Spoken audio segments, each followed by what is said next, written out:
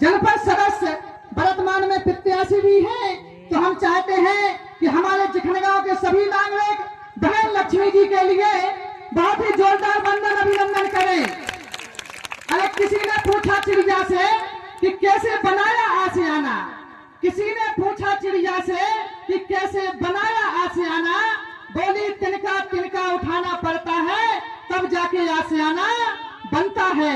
और उन्हीं के बनते हैं ऊंची डाल पर घोंसले, उन्हीं के बनते हैं ऊंची डाल पर घोंसले, जिनके बुलंद होते हैं हौसले। तो हमारा बहन लक्ष्मी जी से निवेदन है कि इस कार्यक्रम में 2 शब्द जरूर कहें। कि न संघर्ष न तकलीफ तो क्या मजा है जीने में, बड़े बड़े तूफान थम जाते हैं अगर आग लगी हो सीने में। आज इस कार्यक्रम में मैं सभी बहुजन महापुरुषों के चरणों में नमन करती हूँ एवं सम्मानीय मंच पर उपस्थित सभी अतिथियों का स्वागत वंदन अभिनंदन करती हूँ एवं आप सभी का स्वागत वंदन अभिनंदन करती हूँ। मैं राजलक्ष्मी कुशवाहा आप सभी को अपने विचारों से, अपने महापुरुषों के विचारों से जोड़ने का कार्य कर रही हूँ। तो कुछ बातें हैं जो डॉक्टर बाबा साहब भीमराव अम्बेडकर जी ने कहा है कि शिक्षित बनो, संगठित रहो और संघर्ष करो। आज हम संगठित भी हैं, आज हम संघर्ष भी कर रहे हैं, मगर शिक्षित से हमको वंचित करने का काम किया जा रहा है। आज हमें शिक्षा से वंचित करने का काम किया जा रहा है। क्यों वंचित करने का काम किया जा रहा है? क्योंकि अगर SC, ST, OBC समाज के बच्चे पढ़े लिखे गए और सत्ता में आने का काम कर दिया तो उन लोगों की कुर्सियों पे दाव घर जाएगा। आज हमारे समाज को, हमारे OBC समाज को 13% होल पे अटकाया हुआ है। 27% आरक्षण नहीं दे रहे, इसीलिए नहीं दे रहे क्योंकि OBC समाज के अगर बच्चे पढ़ लिखे गए और नौकरियों में हिस्सेदारी मांगने लगे तो कुर्सियों पे बैठने का काम अगर OBC समाज के बच्चे करने लगे तो उन लोगों के बच्चे क्या करेंगे? क्या करेंगे उन लोगों के बच्चे? और मैं कहना चाहूंगी कि हम सब बहुत गौरव करते हैं कि हम सम्राट अशोक के वंशज हैं, हम चक्रवर्ती सम्राट अशोक के वंशज हैं जिन्होंने अखंड भारत पर राज किया। पर साथियों मैं पूछना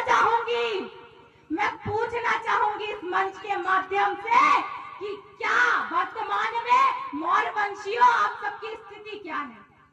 क्या है आपकी स्थिति?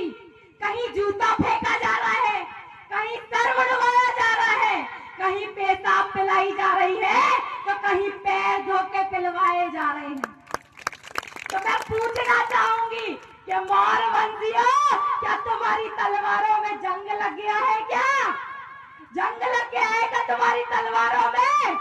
तो मैं ये कहना चाहूंगी कि अगर आप सम्राट अशोक के वंशज हो तो एक बात याद रखो कि गौतम बुद्ध जी अगर शांति के पौधे हो तो कलिंग के अशोक भी हो कि नहीं हो?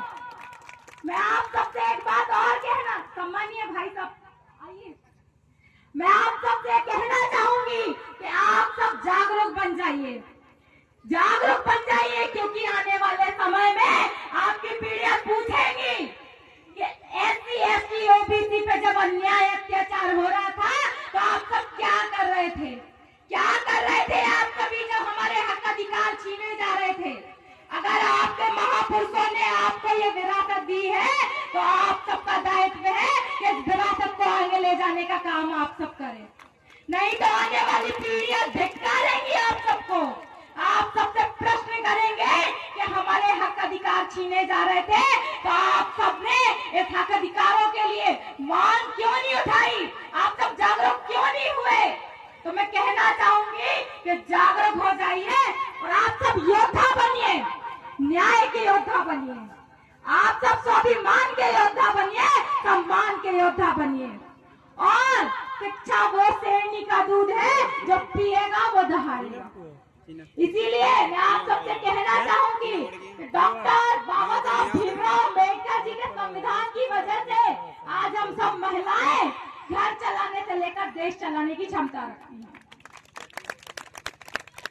रजनी गौतम जी, जिला पंचायत सदस्य, जहां भी हो मंच पर उपस्थित हो जाए।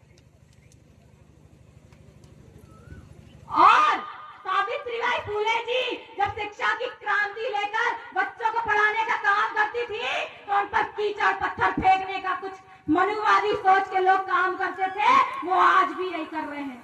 और मैं इस ग्राम में आप सबसे निवेदन करती हूँ कि आप सब अपने बच्चों को शिक्षा के लिए जागरूक करें, अपने बच्चों को, पाखंड बच्चों को और नींबू मिर्ची से दूर रखें, जो इस बीच में शिक्षा की क्रांति के लिए रोड़ा बनाया जा रहा है।